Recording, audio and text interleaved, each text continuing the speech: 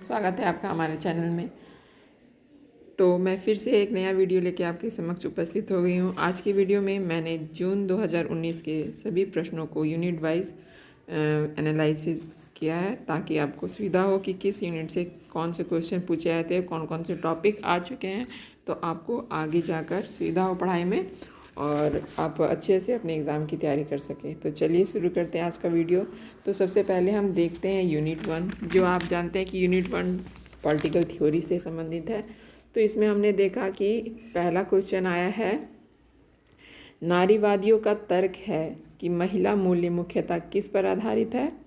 तो ये क्वेश्चन नारीवाद से संबंधित है। फिर नेक्स्ट है, सैमुअल हंटिंगटन के लोकतांत्रिककरण की लहर विश्लेषण में भारत कहाँ स्थित है। और फिर ये लोकतंत्र अवधारणा से संबंधित क्वेश्चन है। फिर नेक्स्ट है, विचारधाराएं और उनकी मान्यताओं से मिलान करें। तो इसमें क्या आया था कि सारे विचारधाराएं थ्योरी के बारे में दिए थे और किस थ्योरी में क्या मान्यता प्रबल है उस चीज़ को मिलान करना था। फिर नेक्स्ट है, नव मार्क्सवाद से कौन विचारक संबंधित नहीं है। यहाँ पे 4 ऑप्शन दिए गए थे, इसमें चारों ऑप्शन में कौन से विचारक नव मार्क्सवाद से संबंधित नहीं है ये बताना था। फिर नेक्स्ट है, एकीकृत मानववाद का क्या अर्थ है।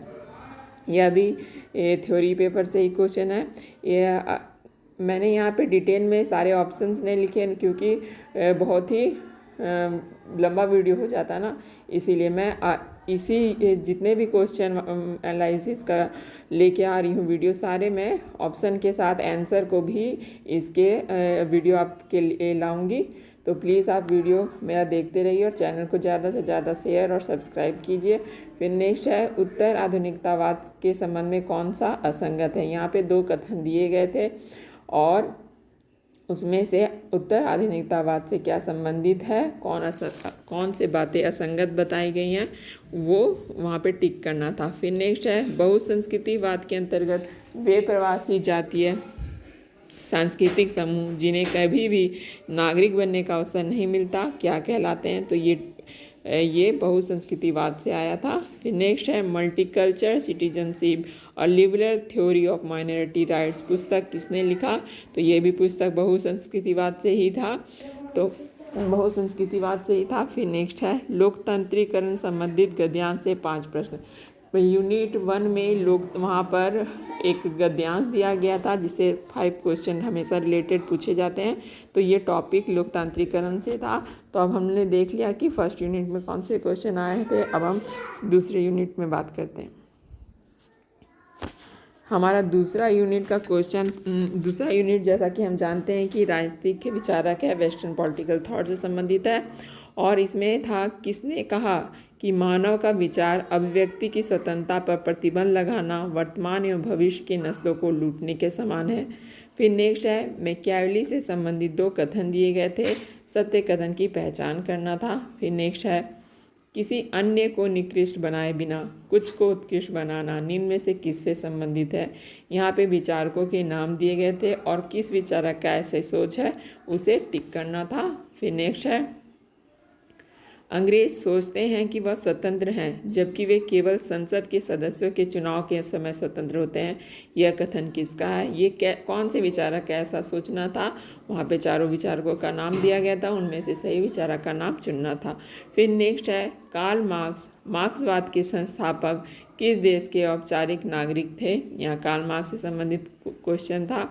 फिर नेक्स्ट है, ब्लैक स्किन वाइट मास्क किसके द्वारा लिखित पुस्तक है।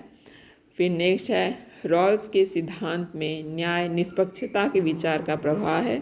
यह क्वेश्चन किससे संबंधित है। फिर है, जैसा कि हम जाने कि रॉल्स से ही संबंधित है, तो ये वेस्टर्न पॉलिटिकल थॉट से क्वेश्चन आया था। फिर नेक्स्ट है, किसने कहा कि राजनीतिक कार्य समस्त आर्थिक कार्य का जीवन रक्त है। थॉट में अधिकतर क्वेश्चंस कथन से ही आते हैं कि किस विचारक का ऐसा मानना था, किस विचारक ने अपने विचारों को कैसे प्रकट किया। तो क्वेश्चन ज़्यादा इसी से संबंधित पूछे जाते हैं। फिर नेक्स्ट है, किस विचार के लेखन में प्रथम बार द्वंद्वात्मक पद्धति का प्रयोग हुआ। तो ये भी कार्ल मार्क्स से ही संबंधित है। तो फिर हम आते हैं आगे, यूनिट 3 की बात करते हैं। यूनिट 3 है भारतीय राजनीतिक विचारक। तो भारतीय राजनीतिक विचारक में सबसे पहले आया था कौन से समाचार पत्र तिलक से संबंधित नहीं है। यहाँ पे 4 ऑप्शन थे, उसमें से जो तिलक से संबंधित समाचार पत्र नहीं था उसे टिक करना था। फिर नेक्स्ट है गांधी जी किस विचारधारा पर विश्वास करते थे। फिर नेक्स्ट है गांधी पर आधारित एक अभिकथन और एक तर्क में सही कथन को चुनना था। इसमें क्वेश्चंस जो कथन कारण के रहते हैं वो उस टाइप के क्वेश्चन थे जिसमें गांधी से आधारित ही एक कारण और एक तर्क था, उसे हमें सही चुनना था। फिर नेक्स्ट है पंडिता रमाबाई को किस कारण से पंडिता की उपाधि दी गई। फिर नेक्स्ट है कौटिल्य द्वारा राज्य के मंडल सिद्धांत की कितनी प्रकृतियां हैं। मोहम्मद इकबाल से संबंधित पुस्तक कौन सी है। अग्नासूत्र किससे संबंधित है। ये क्वेश्चन जो अग्नासूत्र से है ये बहुत ही इम्पॉर्टेंट है, हर बार ये एग्ज़ाम में आता है। फिर नेक्स्ट है जयप्रकाश नारायण की आत्मकथा किस राइटर ने लिखी। तो यहाँ पे 4 ऑप्शन थे, चारों राइटरों में से सही राइटर को चुनना था। फिर नेक्स्ट है भारतीय राजनीति विचारक और उनसे संबंधित पुस्तकों के नाम से मिलान करना था। फिर हम आते हैं अपने नेक्स्ट यूनिट में। हमारा चौथा यूनिट है तुलनात्मक राजनीतिक विश्लेषण, कॉम्परेटिव पॉलिटिक्स। अब हम देखते हैं इसमें क्या था। अभिजन में परिसंचरण किसके निकटता से संबंधित है। फिर नेक्स्ट है राष्ट्र और राष्ट्रवाद से संबंधित एक अभिकथन और दूसरा तर्क दिया गया था, सही का चयन करना था। मैं यहाँ थोड़ा सा स्पीड भी हो जाऊँगी, लेकिन आप ये क्वेश्चन ज़रूर नोट डाउन कीजिएगा ताकि अगले एग्ज़ाम में आप सही से तैयारी कर सके। फिर नेक्स्ट है स्वैच्छिक संगठन एवं गैर सरकारी संगठन के मध्य अंतर का आधार कौन सा नहीं है। यहाँ पर दिए गए थे 4 ऑप्शन, उसमें से चुनना था कि स्वैच्छिक संगठन और गैर सरकारी संगठन के आधार कौन नहीं था। फिर नेक्स्ट है किस विचारक ने कहा है कि निर्धन है इसलिए उनके पास कुछ नहीं बल्कि इसलिए कि वह क्या नहीं है। फिर नेक्स्ट है संस्थावाद और नव संस्थावाद के मध्य मौलिक अंतर किस सिद्धांत पर आधारित है। फिर नेक्स्ट है पूंजीवाद से संबंधित विचारधारा उसके विचार को से मिलान करें। यहाँ पे पूंजीवाद से संबंधित विचारधाराएं दी गई थी और एक तरफ विचारकों के नाम थे, उन्हें सही मिलान करना था। फिर हम आते हैं अपने नेक्स्ट यूनिट में। हमारा नेक्स्ट यूनिट है यूनिट 5। यूनिट 5 हमारा है अंतर्राष्ट्रीय राजनीति, अंतर्राष्ट्रीय संबंध, इंटरनेशनल रिलेशंस।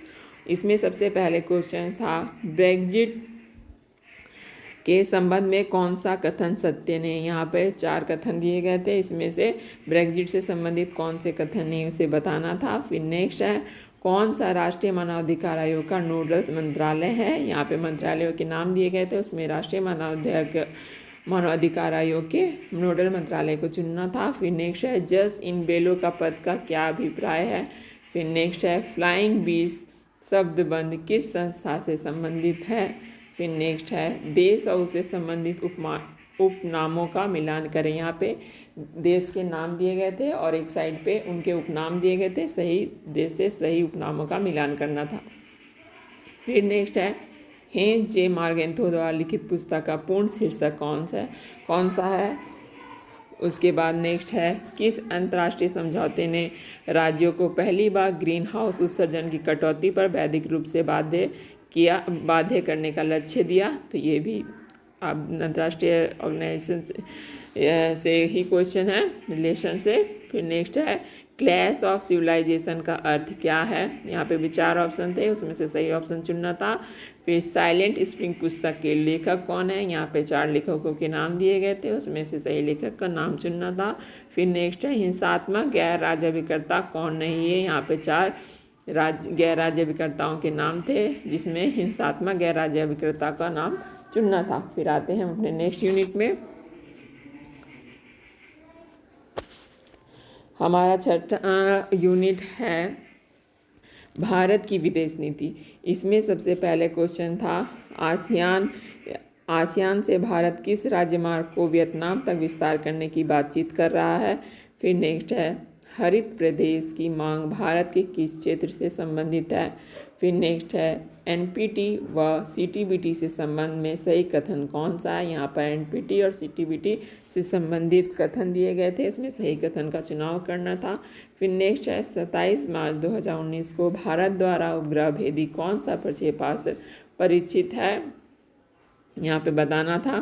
फिर नेक्स्ट है प्रसन्नता सूचकांक किस देश की सृजना है। फिर नेक्स्ट है भारत में कौन सा सबसे बड़ा G20 निवेशक देश है।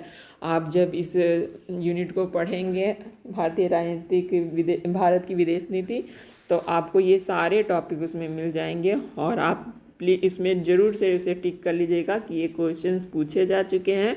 तो अब क्वेश्चंस क्या बनेंगे और कौन से टॉपिक इसमें इम्पॉर्टेंट है, उसे ही आप ज़रूर से एग्ज़ाम के पर्पज़ से पढ़िएगा। और एग्ज़ाम के पर्पज़ के साथ साथ आप आगे अगर प्रोफेसर के जॉब में जाना चाहते हैं तो सारे टॉपिक को भी पढ़ना और जानना बहुत ज़रूरी है, क्योंकि आपका व्यवहारिक ज्ञान जितना अच्छा रहेगा आप उतने अच्छे व्याख्याता बन सकेंगे। फिर आते हैं नेक्स्ट, पाकिस्तान के साथ सिंधु जल समझौते के अंतर्गत भारत किन नदियों पर अन्य अधिकार है। फिर नेक्स्ट है भारत ने किस देश के साथ सुखोई Su-30 MKI लड़ाकू विमान बेड़े के लिए दीर्घावधि समझौते पर हस्ताक्षर किया। फिर नेक्स्ट है भारत की पश्चिम की ओर देखो नीति भारत के संबंधों को किसके साथ व्यापकता और विस्तार का पक्ष पोषण करती है। फिर नेक्स्ट है 2017 में संयुक्त राष्ट्र के किस कार्यकारी मंडल द्वारा भारत को पूर्ण निर्वाचित किया गया।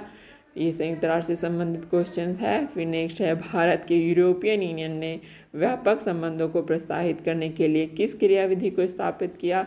तो यूरोपियन यूनियन से क्वेश्चंस आए हैं।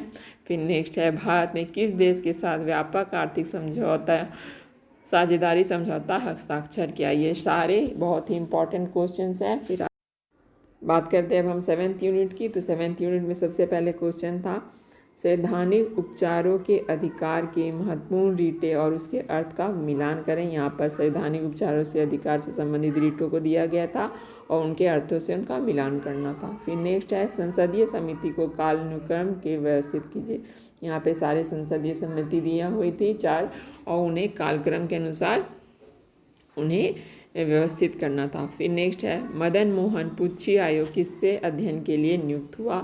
फिर नेक्स्ट है मैं यहाँ पे कोई भी आंसर की चर्चा नहीं कर रही हूँ, क्योंकि मैं अपने नेक्स्ट वीडियो में सारे को ऑप्शन के साथ लेकर आऊँगी जिसमें हम अच्छे से बात करेंगे। फिर नेक्स्ट है प्रधानमंत्री एवं उप प्रधानमंत्री सहित कुल मंत्रियों की संख्या अधिक नहीं। यहाँ पर प्रधानमंत्री और उप प्रधानमंत्री की संख्याएं दी हुई थी, जो उसमें चुनना था कि कौन क्या सही है। फिर नेक्स्ट है किस केस में यह निर्णय लिया गया कि उद्देशिका संविधान का भाग नहीं है। ये प्रस्तावना से बुक क्वेश्चन था। फिर नेक्स्ट है कैबिनेट मिशन योजना के सदस्य कौन कौन थे। यहाँ पे सदस्यों के नाम थे और उनमें सदस्यों को चुनना था। फिर नेक्स्ट है संघ और राज्य से संबंधित व्यवस्था एवं अनुच्छेदों को मिलान करना था। फिर नेक्स्ट है कौन सा आयोग सांविधिक निकाय ने, यहाँ पे आयोगों के नाम थे, उसमें सांविधिक निकाय कौन से नहीं है ये बताना था, निकाय है ये बताना था। फिर नेक्स्ट है संविधान की सेवा व्यवस्था को संरक्षण नहीं करता। ये भी संविधान से रिलेटेड क्वेश्चन है। फिर नेक्स्ट है भारतीय संविधान से संबंधित पुस्तकें और उनके लेखकों को मिलान करें। यहाँ पे भारतीय संविधान से रिलेटेड बुक का नाम दिया होता और लेखक का नाम, उसमें सही मिलान करना था। फिर नेक्स्ट है एकमात्र जनजातीय नेता कौन थे जिन्हें भारतीय संसद के संग्रहालय चित्रण द्वारा सम्मानित किया गया। फिर नेक्स्ट है कौन सी नियुक्तियां भारत के राष्ट्रपति के वारंट हस्ताक्षर और मुहर के द्वारा होती। यहाँ पर बहुत ही महत्वपूर्ण पद सब दिए गए थे और उसमें बताना था कि राष्ट्रपति के वारंट और हस्ताक्षर के द्वारा किन किन की नियुक्ति होती है। आते हैं अपने इसी यूनिट में क्वेश्चन बच गए हैं, जिसमें 2 क्वेश्चन ये हैं भारत में सर्वोच्च न्यायालय किसके द्वारा संघ और राज्यों के मध्य विवादों को अधिनियमित करता है। तो ये सर्वोच्च न्यायालय से क्वेश्चन आया था। फिर है कौन से राज्य संघ द्वारा उद्घोषित किए जाते हैं किंतु राज्यों द्वारा संगठित या नियोजित नहीं किए जाते। ये भी संघ से केंद्र राज्य संबंध से क्वेश्चन है। फिर आते हैं हम अपने नेक्स्ट यूनिट में। हमारा नेक्स्ट यूनिट है भारत में राजनीतिक प्रक्रियाएं। इसमें भारत में चुनाव आयोग द्वारा परिभाषित कौन सा राजनीतिक दल का वर्णित वर्ग नहीं है। मतलब यहाँ पे देना था कि चुनाव आयोग की जो शर्तें हैं उसके द्वारा कौन सा राजनीतिक दल इसमें वर्गीकृत नहीं है। फिर नेक्स्ट है शब्दबंद ABCD किससे संबंधित है। फिर नेक्स्ट है भारत की लोकतांत्रिक राजनीति में राजनीतिक दल के प्रवेश को कालानुक्रम से व्यवस्थित कीजिए, ये भी इम्पॉर्टेंट है। फिर नेक्स्ट है पर्यवेक्षक के पर्यवेक्षण से संबंधित अभिकथन और तर्क दिए गए थे।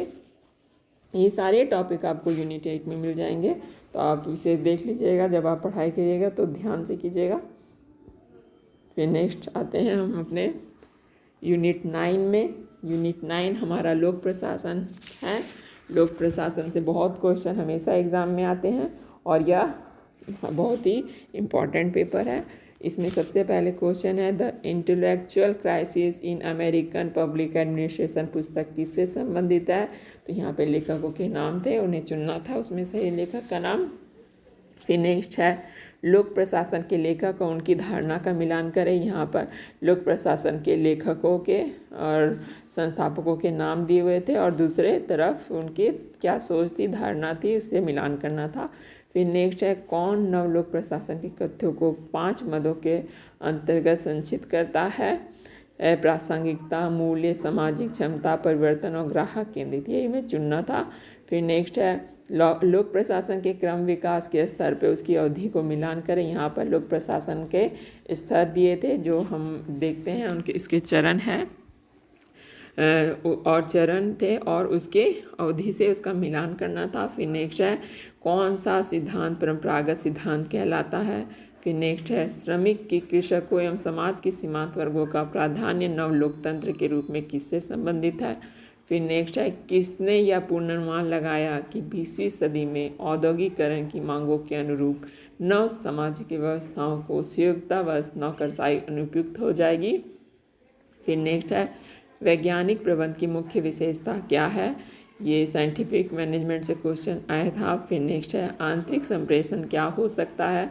फिर नेक्स्ट है किसने लोक प्रशासन एवं निजी प्रशासन के मध्य अंतर किया। यहाँ पर लेखकों के नाम, विचारकों के नाम दिए गए थे, उसमें सही विचारक को चुनना था। फिर नेक्स्ट है कौन सी योजना अवकाश से असंगत है। यहाँ पे योजनाओं के नाम दिए गए थे और उसमें कौन अवकाश से असंगत है ये बताना था। फिर नेक्स्ट है संगठन में संघर्ष समाधान के लिए मेरी पार्केट फोलेट ने कौन से मार्ग सुझाए। यहाँ पे मेरी पार्केट के संगठन के संघर्ष के समाधान के लिए जो विचार हैं उन्हें बताना था। आते हैं हम अपने नेक्स्ट यूनिट में। ये हमारा लास्ट यूनिट है, ये यूनिट 10 है।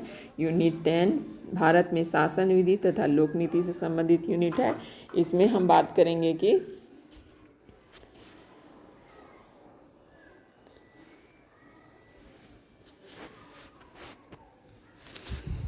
विकास पर भ्रष्टाचार के नकारात्मक प्रभाव कौन कौन से हैं, ये क्वेश्चन आया था विकास से संबंधित।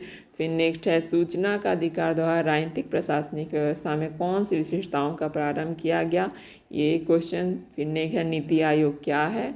और फिर नेक्स्ट है लोकपाल और लोकायुक्त अधिनियम के अंतर्गत कैसे किसी व्यक्ति को लोकपाल का अध्यक्ष नियुक्त किया जा सकता है। ये सारे क्वेश्चंस 2019 जून के हैं और मैंने अभी आप सबको बताया कि कैसे कैसे यूनिट में क्वेश्चन पूछे गए थे। और हमने यहाँ पे देखा कि यूनिट 9 लोक प्रशासन से और यूनिट 7 हमारा पॉलिटी से, इंडियन गवर्नमेंट से, और फिर है आपका यूनिट 6 से अंतर्राष्ट्रीय भारत की विदेश नीति, और यूनिट 5 से, और यूनिट 2 से सब, और यूनिट 1 से सबसे ज़्यादा क्वेश्चन पूछे गए हैं। तो आप अच्छे से तैयारी कीजिएगा और नेक्स्ट वीडियो में मैं 2020 के क्वेश्चंस लेके 9 अक्टूबर 2020 को जो एग्ज़ाम हुआ था उसके क्वेश्चन के एनालिसिस के साथ लाऊंगी। तो प्लीज़ मेरे चैनल को सब्सक्राइब करें और अगर कुछ गलती हुई है तो उसके लिए क्षमा करें। थैंक्स।